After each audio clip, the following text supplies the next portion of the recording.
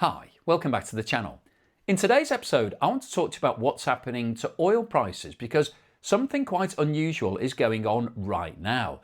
The price of Brent crude has now been trading above $90 per barrel for the last 50 consecutive days. And historically, there have been a small number of occasions when prices have remained at this level for this length of time. So in today's video, we're going to take a look at what history tells us about periods of elevated oil prices, and more importantly, what the implications could be for the global economy in 2026 if this continues. But before we get into all of that, could I ask anybody that hasn't subscribed yet to please hit that red subscriber button right now, because it helps me with the algorithm and also puts a smile on my face. Now let's start by taking a look at what's been happening over the past 12 months. Anybody that has been missing my graphs, here's one for you. And as you can see from this chart, at the back end of 2025, oil prices were relatively subdued, and by the start of 2026, Brent crude was sitting at around $60 per barrel. So we weren't in a high price environment. This wasn't being driven by strong global demand or an overheating global economy. But what's happened since then has been very different. Since the start of March 2026, we've seen a sharp and sustained increase in oil prices, pushing Brent crude above $90 per barrel, and for much of that time it's actually been above $100. And the key point here is that this is not being driven by an increase in demand. This is a supply chain problem.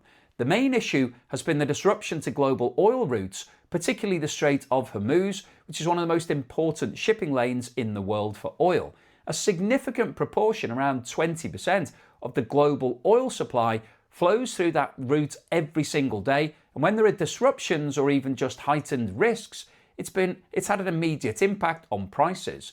So what we're seeing here is effectively a constraint on supply. Oil demand has not surged dramatically, but the ability to move supply through key routes has been reduced or threatened, and when that happens, prices rise. So this isn't a healthy increase driven by economic growth. This is a shock. And supply shocks tend to have a much more damaging implication for the global economy. If we now widen the scale of this chart to show what's been happening over the past 10 years, it puts the current situation into perspective.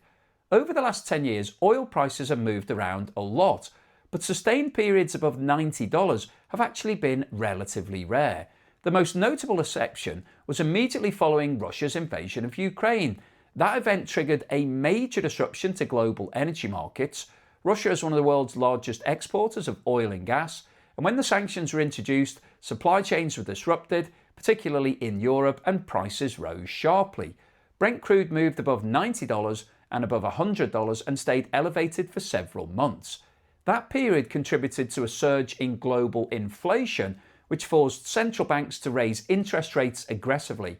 And whilst it didn't trigger an immediate global recession, it did slow economic growth significantly and created widespread financial pressure.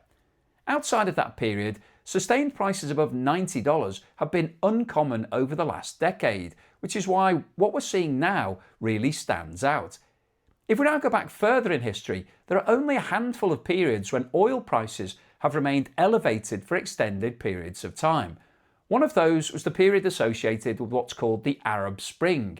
This was a series of uprisings and political instability across multiple countries in the Middle East and North Africa, starting around 2010 and continued until 2012. Countries such as Libya, Egypt and Syria experienced significant disruption and in some cases conflict, which created uncertainty around oil production and supply in a region that is critical to global energy markets. As a result, oil prices remained elevated for a prolonged period. They were above $90 and went above $100 on and off for several years between 2011 and 2014. Now that period didn't trigger a global recession, but it did coincide with relatively weak economic growth, particularly in Europe, where there was also a sovereign debt crisis. Before the Arab Spring, the previous period when we had elevated prices was in the run-up to the global financial crisis. In the years leading up to 2008, global demand for oil was increasing, driven in part by strong growth in emerging markets. At the same time, supply was relatively constrained, and that pushed prices higher. By 2007 and into 2008, oil prices surged above $90 and remained there for several months, before peaking at just under $150 per barrel in July 2008. Shortly after that peak, the global financial system began to unravel. What followed was one of the deepest recessions in modern history. Now, it's important to be clear that high oil prices didn't cause that crisis.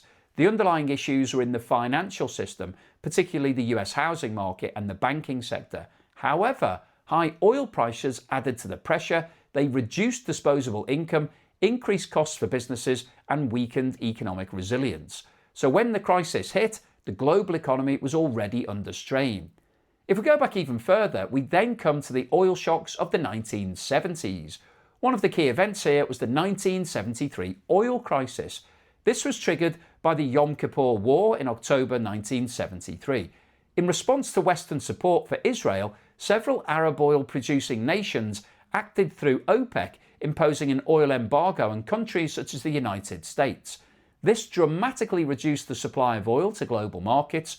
Prices surged, in fact they roughly quadrupled over a relatively short period, and the impact on the global economy was severe. We saw high inflation combined with weak economic growth and a situation known as stagflation. And this period was followed by multiple recessions across major economies. There was a second oil shock later in the decade, around 1979, linked to the Iranian Revolution, which again disrupted supply and pushed prices higher. So when we look back at history, there is a very clear pattern. Sustained periods of high oil prices are relatively rare, but when they do occur, they tend to be associated with significant economic stress. High oil prices feed directly into inflation. They increase energy costs, transportation costs, and production costs. That reduces consumer spending power and squeezes corporate margins. And in many cases, central banks respond by raising interest rates to try to control inflation. But higher interest rates slow economic activity. So you end up with pressure coming from multiple directions at the same time. So what does all of this mean for where we are today in 2026? Well, the key issue is that the war in Iran is still ongoing. This is not something we're looking back on with the benefit of hindsight. This is happening right now, and there's still no clear resolution. The latest rounds of peace talks have not resulted in meaningful agreement, and that means the risks to global oil supply remain elevated. The Strait of Hormuz is still closed. If this situation continues or worsens, then we could see further constraints on supply and continued upward pressure on prices. So what we're seeing right now is not just another move in higher oil prices. This is a sustained supply shock that's already feeding through into the global economy. And the reality is that this will have consequences. At the very least, it points to slower growth in 2026. There is really no scenario where you have oil prices at these levels for this length of time without it acting as a drag on the economic activity. Consumers are paying more, businesses are facing higher costs, and that inevitably reduces spending, investment, and overall momentum. So a slowdown is not at risk, it's already happening. The bigger question is whether that slowdown turns into something more serious. Because history tells us that the longer oil prices stay elevated, the greater the strain on the system, and at some point something tends to give. Now that doesn't necessarily mean a global recession, but it does mean that the risks are rising, and importantly, those risks are not evenly distributed. Countries that are net exporters of oil will benefit from higher prices, but countries that rely heavily on importing energy, which includes most of Europe and large parts of Asia, are far more exposed. For those economies, higher oil prices act like a tax. They drain income, push up inflation, and increase the pressure on governments, businesses, and households. And if that pressure continues to build, then the risk is that a slowdown becomes a slump, and in some cases, a recession. So the key takeaway here is this. It's not just about how high oil prices go, it's about how long they stay there, because the longer this continues, the more likely it is that we move from a period of slower growth into something much more serious. So I'll keep you posted on any further news and developments as and when they occur, but hopefully you found today's video useful, informative, and most importantly, thought-provoking. Don't forget, I'm currently running my competition where you can win my property or a cash alternative prize. There's a limited amount of time left now, so if you'd like to get involved, now's the time to do it. I've got some good deals on the go right now. Please scan the QR code on the screen now, or click the link in the description below. You'll get some free tickets if you buy some tickets. It's another way of funding the channel, so please get involved. Thank you also to everyone that's supported me in other ways. If you bought me a coffee, or sent me a YouTube super thanks, or signed up as a patron or a member, really appreciate that support. Thank you so much. Helps to keep me focused and making as many videos as possible. Don't forget that Joe and Naz channel is now live. We're bringing food, fun and banter to YouTube. Our latest video is a trip to Dublin where we had a full Irish breakfast. If you'd like to check out what that was all about and see what we got up to, then please click the link at the end of today's video. It will take you straight through into that video. We do need your support because we're a bit short in terms of YouTube's thresholds. We need more watch time and we need more subscribers. So if you could subscribe, watch that video and maybe some of the other ones, I would really appreciate it. And in the meantime, here's something to put a smile on your face.